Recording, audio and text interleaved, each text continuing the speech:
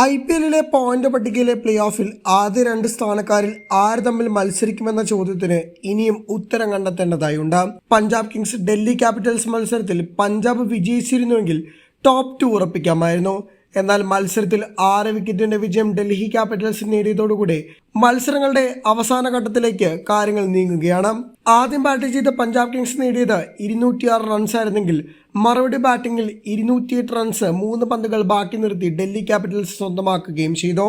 പഞ്ചാബ് കിങ്സിന് വേണ്ടി Shreyas Iyer 53, Marcus Stoinis 44, Josh Inglis 32 റൺസുമാണ് നേടിയത്. ടീം വർക്കിലൂടെ 200 സ്കോർ കടന്നിട്ടും മത്സരത്തിൽ കാര്യമായി ഇമ്പാക്ട് ഉണ്ടാക്കാൻ പഞ്ചാബിന് സാധിച്ചില്ല. ഡൽഹി ബോളേഴ്സിൽ മുസ്തഫിസുർ റഹ്മാൻ 3 വിക്കറ്റ് നേടിയപ്പോൾ വിപ്രാജ് നിഗമും കുൽദീപ് യാദവും 2 വിക്കറ്റ് വീതം സ്വന്തമാക്കി. മുകേഷ് കുമാർ ശേഷിച്ച 1 വിക്കറ്റും നേടി.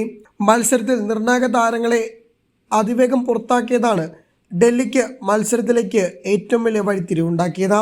മറുപടി ബാറ്റിംഗിൽ സമീർ റിസ്വിയാണ് വിജയ റണ്ണടക്കം കുറിച്ചത്. 25 പന്തിൽ 3 ബൗണ്ടറിയും 5 സിക്സും അടക്കം 58 റൺസ് നേടി താരം നോട്ട് ഔട്ടായി നിന്നു. IPL ആദ്യ അർദ്ധ സെഞ്ചുറിയാണ് സമീർ റിസ്വി നേടിയത്. KL രാഹുലും ഫാഫ് ഡുപ്ലസിയും ചേർന്ന് മികച്ച തുടക്കം സമ്മാനിച്ച ഡൽഹിക്ക് പിന്നീട് കരുൺ നായർ 27 പന്തിൽ 44 റൺസ് നേടിയത് മികച്ച രീതിയിൽ പിന്തുണ നൽകി. ചഹൽ കളിക്കാതിരുന്ന മത്സരത്തിൽ ഹർപ്രീത് ബ്രാർ 2 വിക്കറ്റും മാർക്കോ യാൻസനും പർവീൻ ദുബെയും ഓരോ വിക്കറ്റ് വീതവും സ്വന്തമാക്കി. അവസാന ഓവറുകളിലേക്ക് നീണ്ട പോരാട്ടത്തിൽ അതിഗംഭീര വിജയമാണ് സ്റ്റബ്സിലൂടെയും സമീർ റിസ്വിയിലൂടെയും ഡൽഹി ക്യാപിറ്റൽസ് നേടിയെടുത്തിരിക്കുന്നത്. പോയിന്റ് പട്ടികയിലെ കാര്യങ്ങൾ ഏകദേശം പരുങ്ങലിലായിരിക്കുകയാണ്. 14 മത്സരങ്ങൾ കളിച്ച ഡൽഹി 7 വിജയത്തോടുകൂടി ടൂർണമെന്റ് അവസാനിപ്പിച്ചു. 6 തോൽവിയും 1 സമനിലയുമാണ് ഡൽഹിക്കുണ്ടത്. 15 പോയിന്റുകളോടെ മികച്ച റൺ റേറ്റിലാണ് ടൂർണമെന്റ് അവസാനിപ്പിച്ചത്.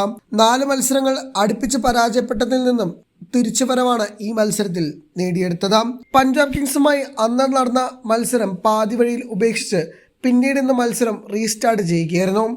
ഇതോടെ പോയിന്റ് പട്ടികയിൽ 13 മത്സരങ്ങളിൽ നിന്ന് 8 വിജയവും 4 തോൽവിയും 1 സമനിലയുമായി 17 പോയിന്റുകളാണ് പഞ്ചാബ് കിങ്സിനുള്ളത്. പോയിന്റ് പട്ടികയിൽ 2ാം സ്ഥാനത്തും.